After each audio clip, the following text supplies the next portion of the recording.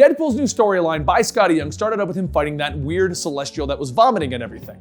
And this is the next part of that storyline. The way the story is broken down is we have the first 3 issues, and then we have 3 individual issue storylines, and then it goes back into the main plot. So today I'm gonna tell you the story of how, Deadpool became the Swamp King in Weird World. It's weird, hence the name of the world. And if you're wondering where you are, well, this is the Comicstorian channel where we bring you the complete stories. We take the lore of your favorite pop culture icons and break down those stories into audio dramas, and then we read them back to you, allowing you to catch up on your favorite comic books, movies, and video games without having to waste 100 hours to catch up on all of those things. Either way, let's get into that chimichanga. Over to the Bermuda Triangle, everyone's favorite merc, Deadpool, flies over the sea with his best friends, Hydra, Bob, and Negasonic Teenage Warhead. Deadpool tells Bob to pass the hot sauce. Whoever made this Jimmy really went light on the heat. Negasonic then asks if he can keep more food in his gross mouth than on the floor. She'd prefer the X-Men not find out that she borrowed the Blackbird to go and do a job. Deadpool then asks, really? You're gonna lecture me when you're sitting there texting while flying? Pretty sure there's something about planes and phones and them not being safety buddies. Bob then says, speaking of phones, he puts Steve Buchanan's profile in his field comm, modded with a signal strong enough to break through any interdimensional issues around this place. Deadpool then looks at the picture of their target and asks, that's who we gotta kill? He looks like an accountant. Actually, he looks like the guy that would apply to be an accountant. That's exactly what he is, or rather was for our client.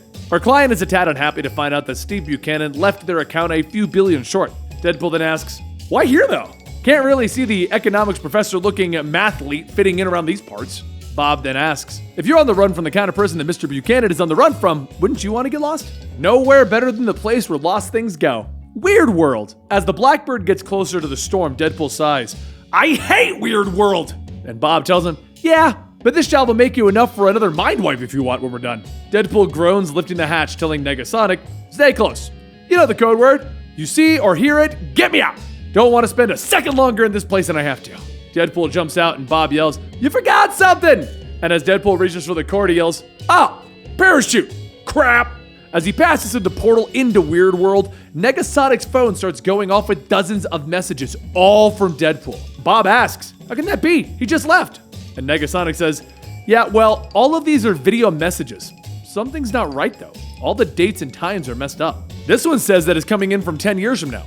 So she plays back the video, with Deadpool yelling, hey Negs, not sure if you're still getting these or if you ever did, but I hope you've had a full life as I did here because this is probably my last day living. Negasonic asks, how is it possible that Deadpool's about to die in the future when he just left a few seconds ago? And Bob tells her, it's like Deadpool said, it's Weird World, anything's possible. Do you have any popcorn? These messages are going to be a riot. But inside of Weird World, shortly after Deadpool fell through, he barrels down to the ground towards an active volcano. He quickly removes all of his gear, stating, if anyone's reading this, take notes. If you find yourself with the mutant ability to recover from almost anything, keep in mind that even though you might come back from a lava bath, your equipment won't. So remember the 3 T's, dear viewer or reader or whoever might be there. Tie, tighten, and toss as hard as you freaking can. Deadpool quickly wraps up his belongings, throwing them before cannonballing straight into the lava pit. As he melts away and regenerates and melts away again, his body falls off the ledge when a giant winged dog creature howls, scooping him out. At first, it was nice because he was treated like the other pups, but that was until they got mad that he was eating their food. So what better thing to do than to just beat everything to death and eat the mama dog thing? It's a eat or be eaten kind of world, and he likes eating. As Deadpool enjoys his lunch, a voice calls out to him asking, who dares dine on the birdhounds of McMall, the sacred animal of the shelves? Deadpool looks up to see 2 kids riding a giant turtle dressed in his gear, and he says, look, I gotta be honest here.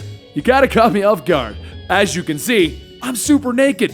So after disposing of them, Deadpool takes out his communicator and sends messages back updating Bob and Negasonic Teenage Warhead on his progress. Hey guys, I may have made a few enemies around here. Like right now, I'm currently being impaled by one of those enemies. Keep me posted. He continues to record his adventures throughout all of Weird World with all of his battles until one day he sends a message after being captured. Some wizard was trying to take his blood so he could live forever or something, but then I was rescued by a bunch of giant man-things led by their queen, Jennifer Kale. Turned out that she was here saving some of the man-things that were captured, and maybe she felt bad for me? Who knows? So as time went on, me and Jennifer developed a relationship, and now I'm the Swamp King. Cool, right? Jennifer's gathering up forces so that she could fight against the evil Morgan Le Fay, who is apparently a bad person in these parts. Anyway, the final war is upon us, so I'll message you guys back soon. As Deadpool starts to rally the swamp forces, Jennifer then asks, "Who among you will join us in the field of battle?" Dozens of monsters cheer, vowing their support, calling out, "I, Rogor from the hilltops. I, Ilum from Theodore. I, Steve Buchanan from Staten Island." And just before Deadpool charges in, he stops and says, "Wait, no way!" He takes out his sword, points it right at Steve Buchanan and says, "I have been looking for you for a very long time, young man." Steve then asks, "Why?"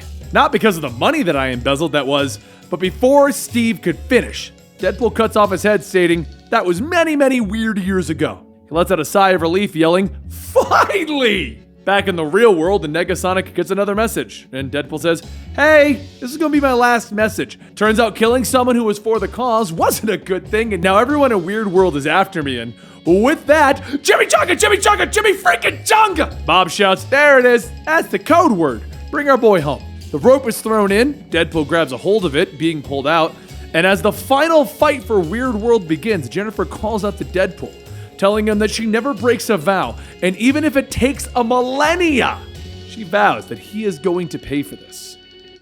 Deadpool's one of my favorite superheroes of all time. Literally, before he became popular because of a movie, I was totally tracking him. It's actually one of my favorite comics in my collection, the first appearance of Deadpool signed by Robert Liefeld. Whatever we want to call him, he signed the book for me. It's awesome, I love the character, and if you want more Deadpool, then, give this video a like, let me know in the comments down below, and don't forget to subscribe to the channel because I do cover a lot of Deadpool here. If you want to get more content from the Comicstorian team and further support us in everything that we're doing, consider going over to our Patreon.